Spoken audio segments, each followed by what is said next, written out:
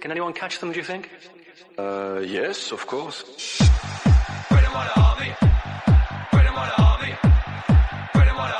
Yeah, unbelievable. We didn't expect that. Just devastating. So difficult to find the right words after the game. We came here to show a different game, but from the first minute until the 90 minutes, we didn't deserve to be on the pitch today. Why not? Why such a below par performance when it mattered so much? I don't know. Can't explain to you why. We didn't do what the game plan was. Not listening to the coach, doing our things, and when you do your things, these games happened. What happened wasn't a disaster performance, and like this, you don't deserve to play Champions League. You don't deserve even to play Europa League, and yeah, it's very hard to take it at the moment. And I don't know why we are not doing that what the coach is asking for us. I mean, it's not an excuse, but was it the performance of a young team feeling the pressure maybe? I don't know, if someone is not ready for this game, stay at home. As simple as it, no? Doesn't matter the age. You can be 30, you can be 35, you can be 10, you can be 18. If you're not ready for that, you're nervous, stay on the bench or stay at home, don't come here. We need people to have the balls, sorry to say that, to come here and to play, because we knew this game is maybe one of the most important games for us. But the performance like this is not to accept, and very, very, very sad for us, very, very disappointed, and I feel very, very sorry for the people that came over here to support us. I feel very, very sorry for the Arsenal supporters, but this is not the way we wanted to go, and this is the only thing what I can say, and to say sorry to them. Other things, I don't have any other words. Hi everyone, welcome to another episode of the Gooners podcast. This is like you can feel in my voice how gutted I am about this podcast. I really didn't want to talk about this game, but it's our what did you call it, Ellen? It's our duty to do it. So we are professionals, so we are doing this game. I welcome back Ellen and Deepak. Hi Ellen, hi Deepak. Hello. Hi Picasso. And Bob. Hi Bob. Hey, how you going? That's a bad question to ask Bob after this game. But the Newcastle game, that's what we are trying to do here. For the listeners, yeah, do like, share, and subscribe. Look at us literally doing this podcast after such a defeat that I didn't want to even talk to my family. That's how gutted I was. But we are doing the podcast. So for us, just to subscribe, just to like, share, and comment in whatever you guys want us to discuss. With that out of the way, Bob, we have seen Arsenal go through highs and lows and bad things and stuff. But this game kind of like made me, it's not just about the game, I guess. It just was the way we lost the game, the way we have unraveled time and time again, kind of made me feel defeatist, if that's a word. Okay. See, I think I was running a lot of emotions yesterday after the game. Obviously, I saw the game, and there was a lot of emotions running in me. I tried to switch myself off from football as much as I could, and I succeeded in doing that. So it was. I took a lot of time to come into terms. Basically, it although feels like we are all very disappointed, we are all gutted, and all those sort of things. But if you ask yourself, in the deepest of your thought at the start of the season, right? Would you be okay for us finishing 5th? The answer would have been yes at that point in time. We know we came a long way. We know we went very close. I mean, you can't rule that out until it happens, right? So you may even have a chance where Tottenham sort of lose, and then we might win, or anything could happen. But on the last day. But having said that, it was ours for the taking, and I probably feel that we are touch not ready for Champions League.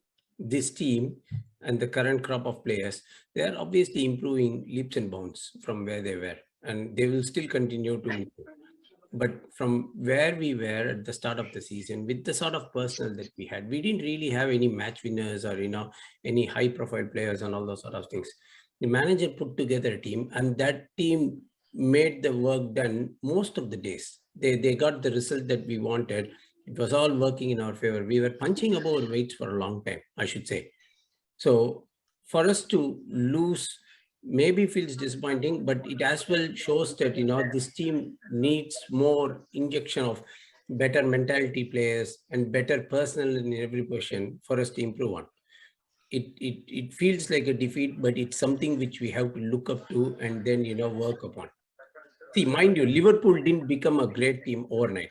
They took years for them to mold into that mentality. In fact, the only other team who has won in Newcastle since January is Liverpool. So that's the sort of mentality. Newcastle has bounced back to a different level, completely a different level, and they will be challenging City and Liverpool and all those sort of teams in the future because of all the money that they've got.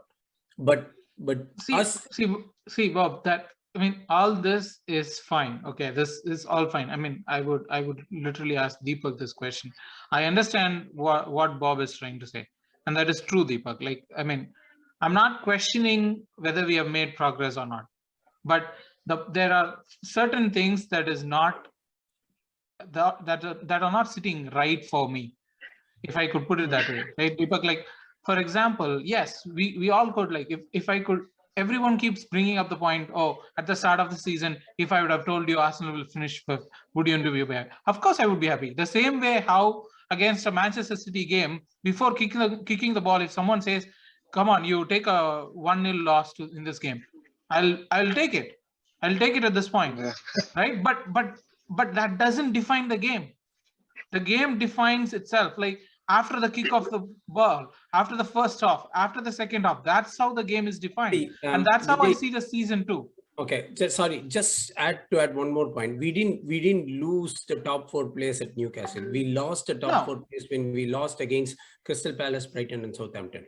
That was when we put ourselves into that situation, and it was coming along a long way. So it was not yesterday that we lost our top 4 place.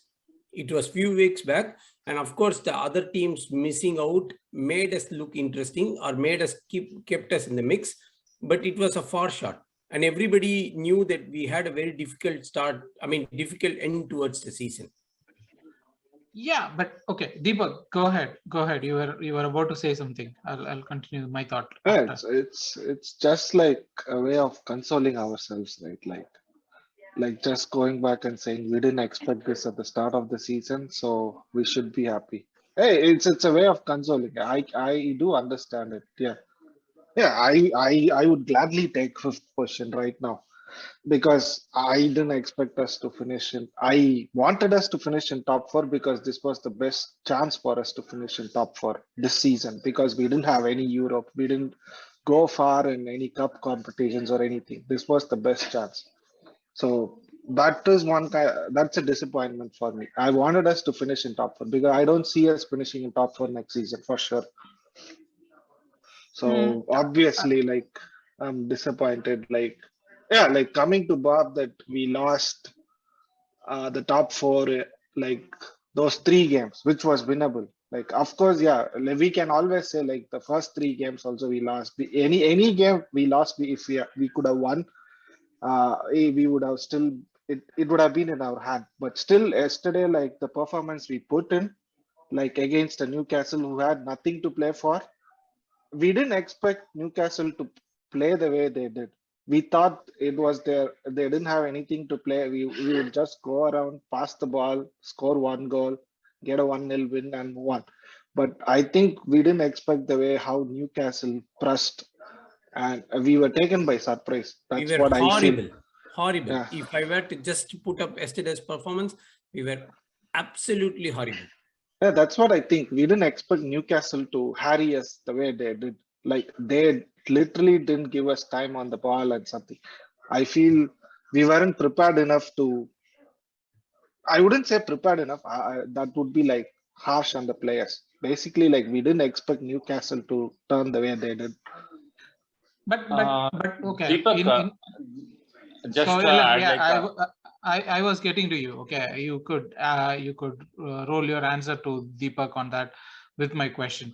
So see, yeah, Deepak says we were not ready for Newcastle's harrying, or we were not ready for Newcastle's Maybe pressing. I'm like saying like that might be one of the reason for the performance we had yesterday. Also, we can say like it's their final home game. Obviously, they would turn up. There are like different factors, but the way we performed, I thought we were taken by surprise. There are three games, Ellen, that I wanted to put it up there, right? Like one is the first game, which is against Brentford. The other is Crystal Palace game, and then there is this Newcastle game. All three games, if you look at it, we were literally horrible. That's even sugarcoating itself. Like I could swear so much on how bad we were on those three games. Which Brentford game? The opening night? The opening night. Yeah, that was a squad which was completely affected by COVID. For me, the worst game was against Southampton, which we lost. Yeah, so Southampton, Crystal Palace, this game, all these games, it's not just about it's not just about that we lost. This is like, Ellen, this is like the worst performance. This is like every player puts in a 2 on 10 performance. That's the worrying part, right? It's one thing that we could say, oh, hey, we had a bad call against us, or some of these players were not up for it. But the whole entire team dropping a 2 on 10 performance so constant across 3-4 games in a season is horrible. Like if you remember, like yesteryears under Wenger, we had the 6-3, 6-0 games, but that would be like 1 or 2 times in a season, 1 or 2 times in a season. That's how much we would be. But the whole team collapsing so many times in a season, that's scary. okay, if you ask me, right, like this was expected. Like this has been a trend. If you ask me, like one thing is like whenever we have a game which is like a very important game for the season for us, Arsenal haven't turned up at all like under Arteta in that. Take the Europa League or like whatever the qualification matches. Like see, I'm not blaming Arteta here. He's also like a new manager. He also has to learn. But this is one area where he falls very big, maybe because of his lack of experience. See, we can say a lot of losses or anything, but for me, right, where we lost the top 4 was with Tottenham's game. See, the Tottenham's game, right, draw was enough for us. Like the complete pressure was on Tottenham. Like they had to win, and we know they do counter attack. The simplest thing was like holding the ball and like having it like in our area itself and playing it out so that like the pressure would have been and we could have easily nicked the draw there. I could drop a pun there.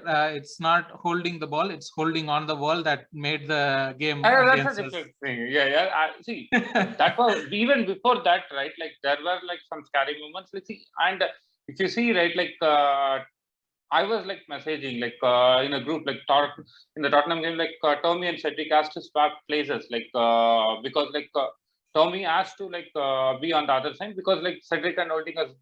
It was close to a disaster which happened later. But see, again, I'm saying not saying Arteta out or anything, but like that's lack of experience from him. Like maybe like him also being a player, the North London derby has got to him. It could be that also, but that was the game where we lost the top 4. And even if you see the season, right, whenever we lost a game, we have lost continuous games. It's not like we have lost one and come back to the next. Like the Crystal Palace Southampton example is also the same. The first 3 weeks is also the same. So that was what the thing here. Like so, this one right like was expected. But the worrying trend for me is like all of these important games, right? It's okay if we lost. Like if we lost, like say 5-3 or even 6-3 or a 6-2. Like we have tried and we have lost. None of these games we doesn't turn up. Like the Europa League, if you take right, like we were just like. Passing it within ourselves, not even trying for a goal. It looked like we were in lead and trying to protect the lead. The Newcastle game, we didn't even turn up. Like these are like just few examples, but there are a lot more examples if you see. I don't know why that is happening because I feel that is coach's issue. See, he can give all the things or this thing, but if something is not working on the ground, right? Like I don't see it happened in Wenger's period also, or in other coaches' period also. One off will be really bad. Like they'll get something in during the half time, and then they'll come back. At least try. I'm not saying they will win or this thing. At least they'll try. But that was missing in the entire match. I mean, and this is a trend we know that we have seen all the stats with Arsenal, right? With Arteta, we have always lost, bar one game that we have been trailing in the first half. That's a very worrying statistic for me, right? We have lost every game that we have been trailing in the first half except one, and we have there is this interesting stat which I thought I will bring it up later, but all three of you could respond to it. Like Arsenal are in the we have 11. We have gone into 11 games in a losing position in the first half, out of which 10 losses and 1 draw, which is crazy. Like of the 11 loss, of the 11 loss that we had, or is it 13 now?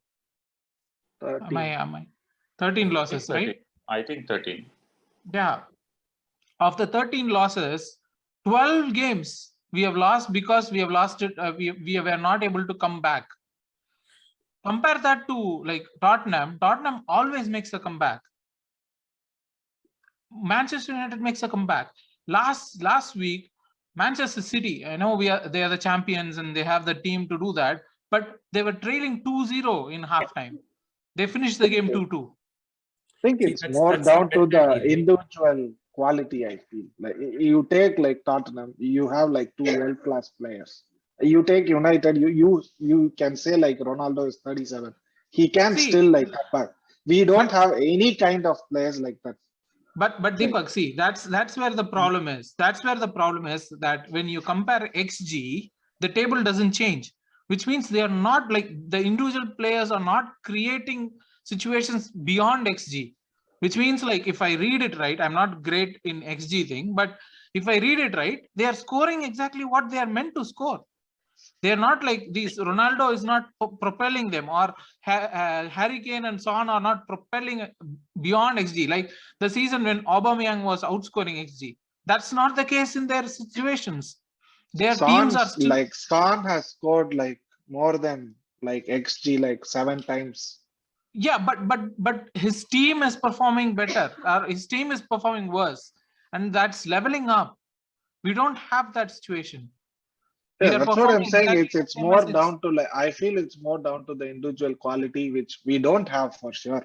No one can pull us out of that rut. Let's say we have we are trailing 1-0. I don't see anyone stepping up and scoring that decisive goal, or let's say even a world-class goal. We can say Xhaka is a world-class player. He is actually, but he doesn't have that. He still doesn't have that thing. He would have it in the future, but not right now.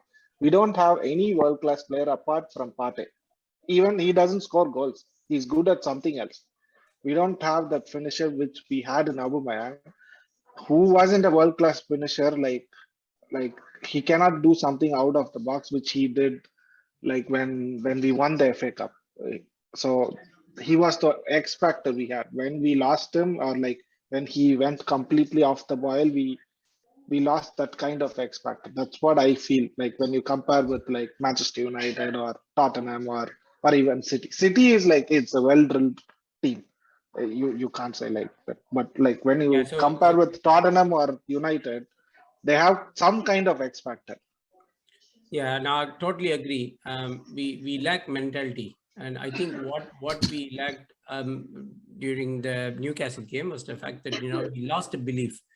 Even we went into the halftime 0-0, but even with that, we should have been the one coming out on top in the second half. But rather, we let them play. We let them dictate the game, right?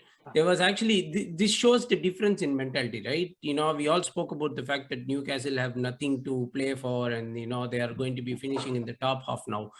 All those things apart, they didn't really have any motivation to go in for this game and then come back with a victory. Still, they played with a better team, with the personnel, right? They might have got a few personnel now, but still, it's the mentality which was actually different. Don't you think Ben White could have been different to what Dan Burn was doing? Absolutely, he could have been completely better. But then the whole team as a unit, we failed. We didn't stand up to it. And that's the harsh reality of what it is.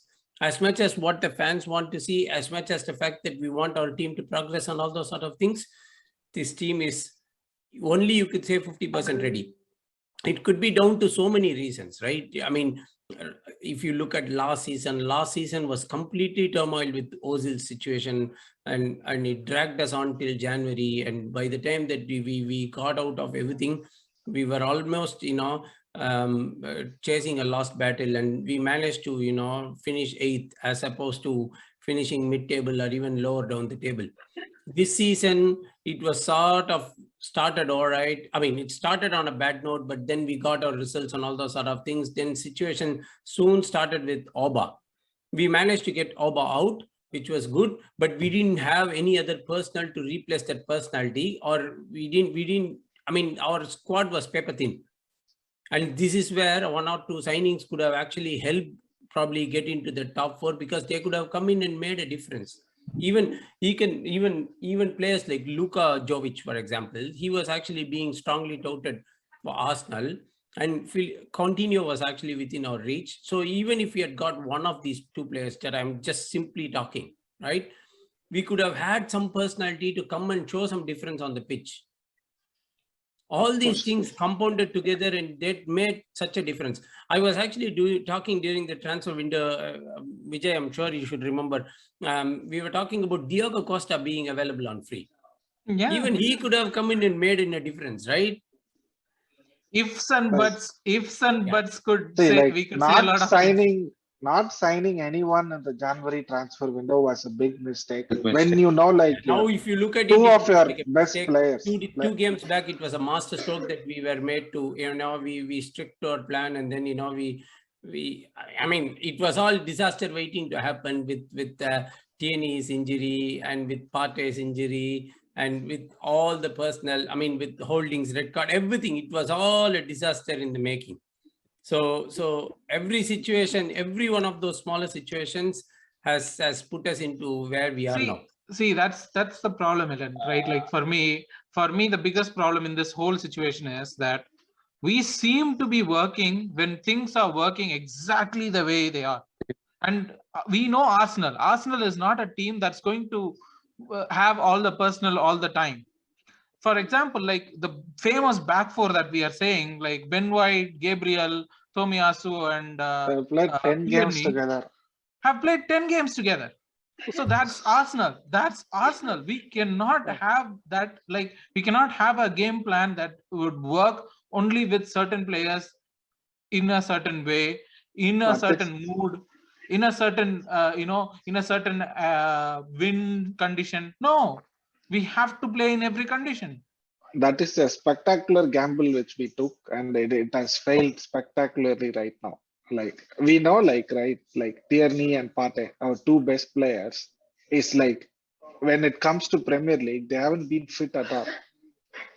We were doing well till now. Like, it was waiting to happen. Like Bob said, you can't expect El Nani to perform like 5-6 game like a world class midfielder. He has been adequate enough. You can't just go and blame him. He did his job, but you can't expect him to go perform like Partey.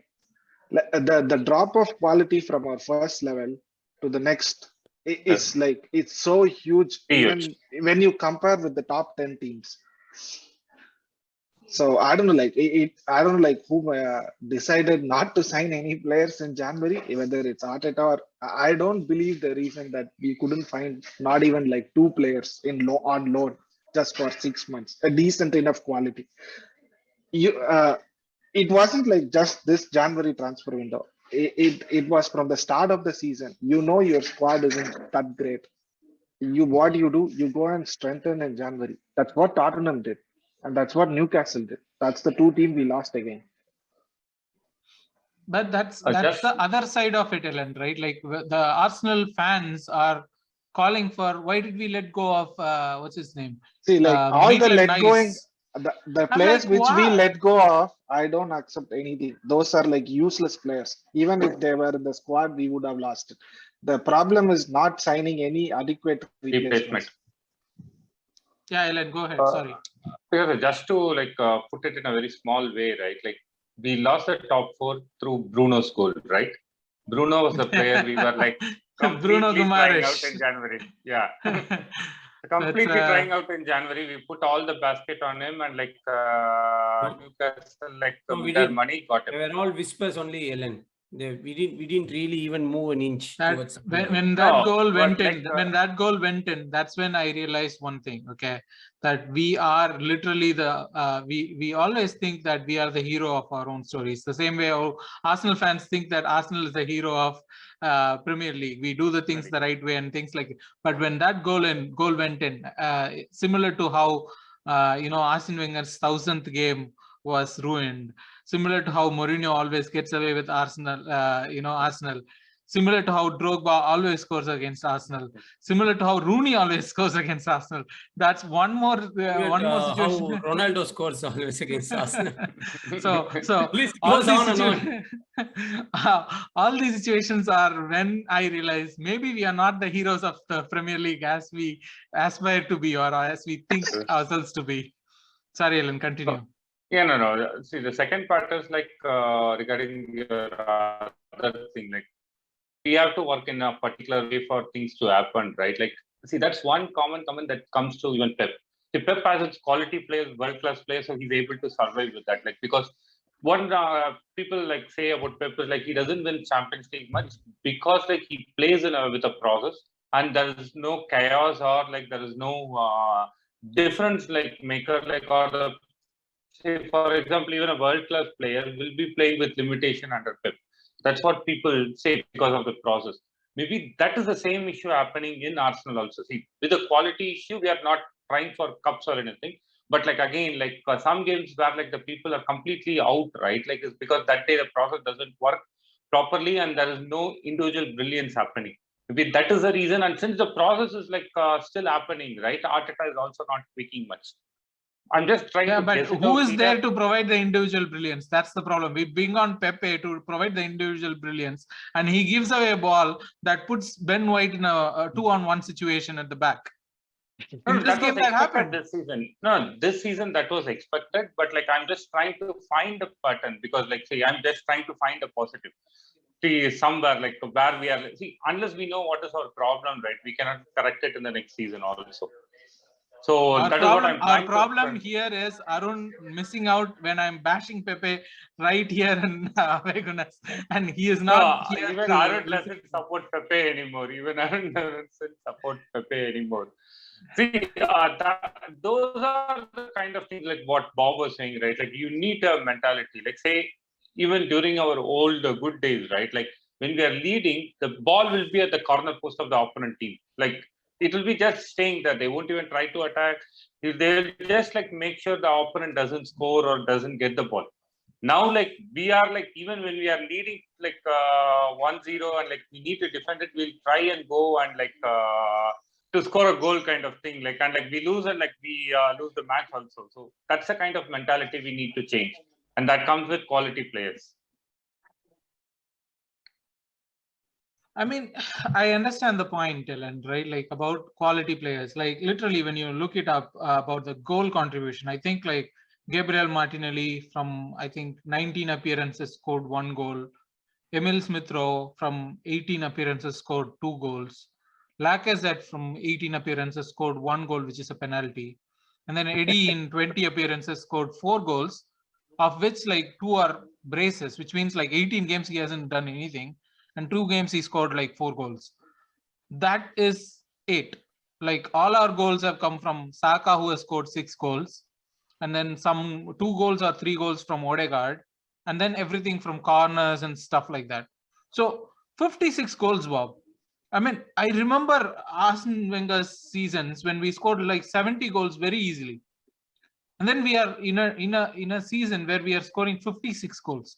And I think we have conceded like 47 goals or something, 45 goals or something like that, right? Out of which in the games that we lost, we have considered 27 goals, which means the games we have won, we have considered only like 20 goals or something. That's a lot of like, that makes me wonder what is the progress that we are saying about the gameplay.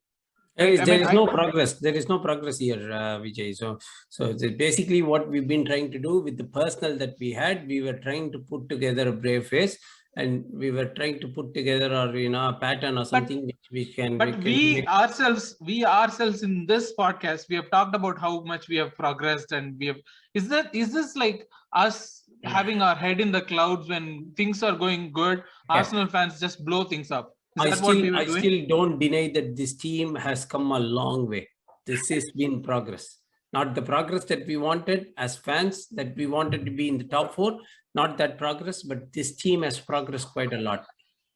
There has been a mental background just after the Crystal Palace result, I should say, because until that game, this team's mentality was spot on, seriously spot on, right? They didn't really have any pressure against Chelsea, West Ham and United.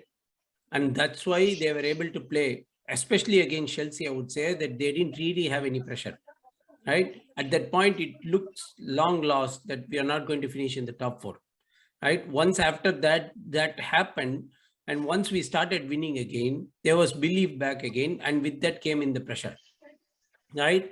This team is made up of good crop of professionals, but they lack the composure. They lack the ability to handle pressure and to be smart when doing so. Holding's red card could have been easily avoidable, right? And we expecting things to be in order, just like how you mentioned before. We expect everything to be falling down in the exact same way for us to perform the way that we can, right? Even if one thing goes out of the way, we can't do that. Is it down to the manager? Manager can only do what he can off the pitch, and then he can try and bring in players who can come and make a difference. But if they are doing stupid things, for example, Pepe's cross to Xhaka, I don't really think what he was trying to do there. Not that it was even quicker as well. It completely broke the team down.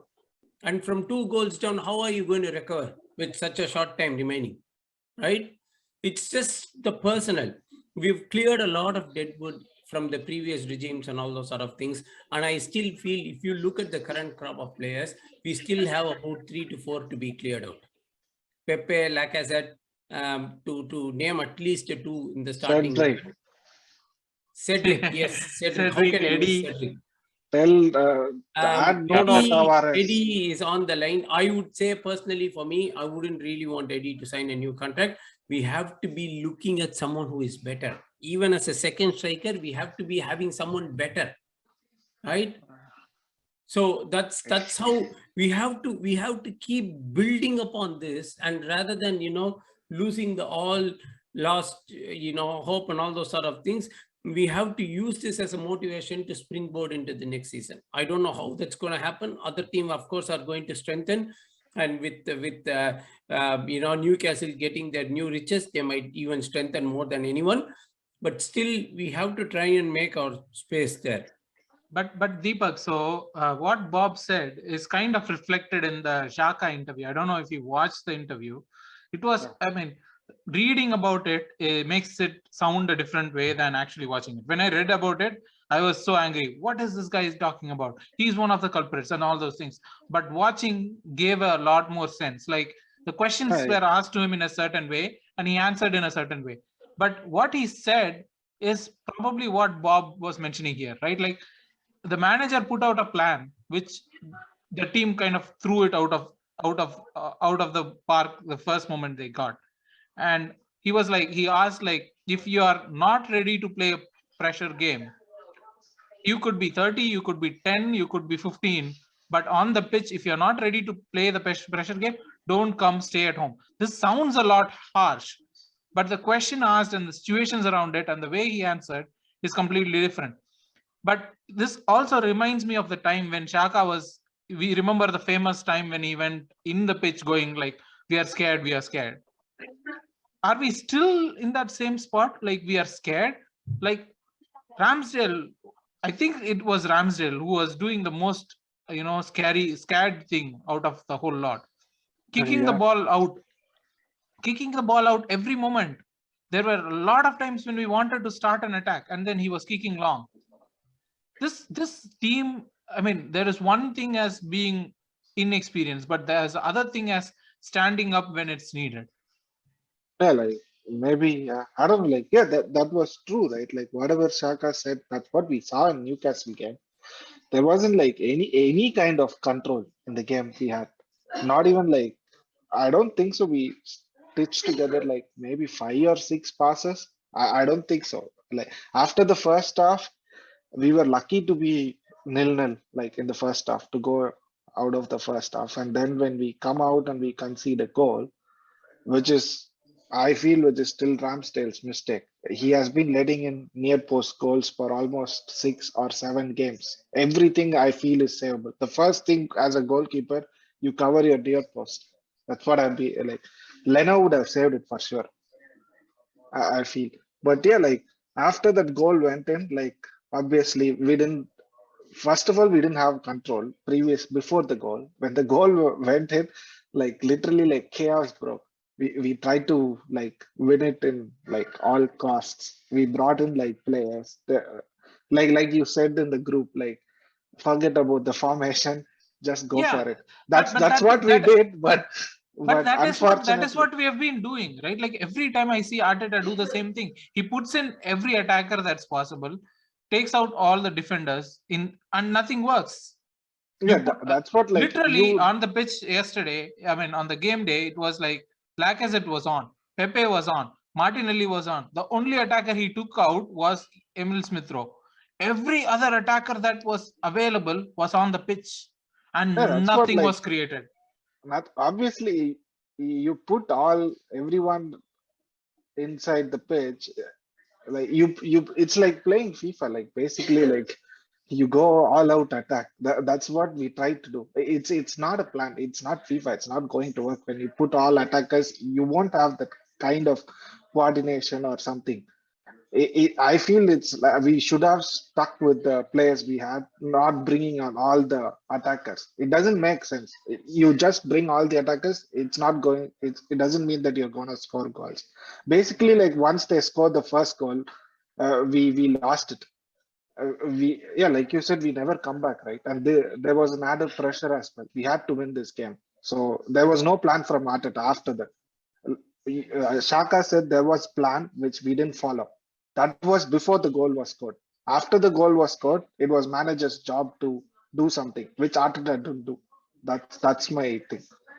That's on Arteta completely. He didn't have a plan. He just brings on attackers. It doesn't mean that you have a plan. Actually, Ellen, talking about the next season and stuff, that is another thing that kind of worries me, right? Like everyone, including the Arsenal fans, including Bob, was mentioning, hey, every other team is going to strengthen. Yes, they are going to, absolutely. Last season, United strengthened. Where are they now? It doesn't mean that strengthening means something. And also, like we are kind of when we look at the losses, yes, we have more losses, but we have more wins than Chelsea. Chelsea has 20 wins. We have 21 wins. See, So the so we thing are is, winning games. We are not able to like draw games, or we are not able to like bring Uh, back games from a losing position. Right, Ellen? So go ahead. yeah, again, no. Like, see, if you see, right, like the number of wins, right, like we might close with a lot of teams. As you rightly said it, like it's like wins and losses for us, like very few draws. That's what, like, see, again, the problem will be in the next season also because the teams, right, which are all strengthened. For example, Spurs have Conte, who is going to be in the second season, and like he's going Who to is bring here in more now? But players there whom are he talks wants. about PSG. There are talks about him No, going to that's a PSG. different thing. See, that's a different thing. But if Conte leaves, like Spurs are not going to bring any rookie coach. They are going to replace him with again another good coach. Like they're not going to bring anybody like weak. Look at United. They found out like to manage all of these egos or this thing like is not going to work. They've gotten a coach who can change their current situation. And then like Newcastle, right? Like is a good example. They were fighting for relegation. They got an Eddie Howe, and then the turnaround happened. And now with all the money and everything, right? Like we can say like Eddie Howe is not a world-class coach. But remember when City started also, they didn't have like a world-class coach. They didn't even have world-class players, but they started competing. So those things will happen. And every season, right, there will be always one team which will push above the race. This year it's West Ham. Like in the past, like there were other teams. If you take that also into picture, right, there will be at least like 7, 8 teams which are going to try for the top 4. And in that, right, if you leave out like City and Liverpool, it is just like for 2 spots, like 6 or 7 teams that are going to try. So are we with that quality? Like even if you add like 3, 4 players, like I don't think we'll still be with that quality to compete with those 6, 7 teams. Like see, this year, a lot of teams like were not doing well, so it was like an taken for granted for us, and like we faltered at the end. But next season, it might not be the same. Like if all the I team don't play to think their potential, right? Like I it don't might not. see Ellen, that's something that I don't believe that's true. Like it's not like last Forget couple of about other teams. Look at the team which No, Arsenal we has. don't We have the don't have quality. a That's what I'm striker. saying. You literally don't have any strikers going forward. Do you think we are capable of signing 2 good forwards? There are like no strikers in the market. We cannot sign Gabriel Jesus right now for sure. I don't think so. He would come with Europa League. Even if we sign, I see him as a Leave second up. striker only. Like with the way we are playing, it will not help. Imagine Ronaldo playing in the Europa League or Conference League next season. Oh, I don't think he is going to. I think he will leave. So like, just forget about other teams strengthening or anything. I feel like we will have tough job strengthening our team, like due to this, like missing out on Champions League. Guys, sorry. I just have a question. I know we could keep going around this all day long, but I just have a question. Imagine a scenario if we are going to be winning against Everton the last game and Tottenham are going to lose their game against Norwich. Oh, come on. That's never going to happen. Hang on. Against Norwich, they're not this going is to the situation. Okay. So this is a situation, right? Tottenham are playing away, right? Okay. So imagine a situation where they are going to lose and we are going to win. How would you change the perspective of this team? And also, equally, imagine a scenario where we are still going to lose against Everton, which is more likely from the looks of it, right? How would your reactions be? Would you still call this season a victory after the loss, or would you call that a victory only after we clinch the top 4 place by any other way? Like with the results going forward. For me, this season has been a progress, like till now. Like I would say, like it's not like a complete failure. The position from which we lost the top 4, that's why it feels like a failure. For me, this season is not a failure at all. There has been like progress. We finished 8th. Now we are going to finish 5th, and probably we might end up with like 8 points more than the last season. That is progress for me. I wouldn't see like this season as a complete failure. For me, the problem is what is the next season is going to be without Champions League.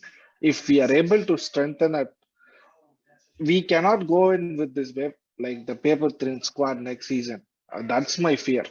Correct. Trudy, totally agree. I think I have the same fear. If you are not going to strengthen, we have to forget our chances. I think for me, I think I am a little bit different in this because of the last couple of games. I have been strongly of the same opinion as Deepak and Bob. But for the last 2 games, I've started me to think again. And for me, the problem is, like I said, the issues in the team, the issues in the squad, the issues with the manager are recurring. That's where my problem is. So that makes me question whether this problem is going to persist all along. If there was a pattern that, okay, these problems are fixed and we got new problems, then I would have said, yeah, this is a progress. For now, I'm not sure if this is a progress because the problems that I saw last season with Arteta, last season with Arsenal, last season with the squad are still the same problems. Like if we are not playing exactly the way we want, we are not getting results. If see, sadly, football is much more about money these days, Vijay. So until or unless you invest money, you are not going to get success. That's a sad reality. True, Yeah, but again, Bob, people will say we are the highest spenders. We are the highest spenders in Premier League this season. yes, So yeah, like and that's what I'm saying. Like at the start of the and season, I Vijay, like understand no it. one I said like understand that. it, Deepak. See, we are highest spender because we are building a squad.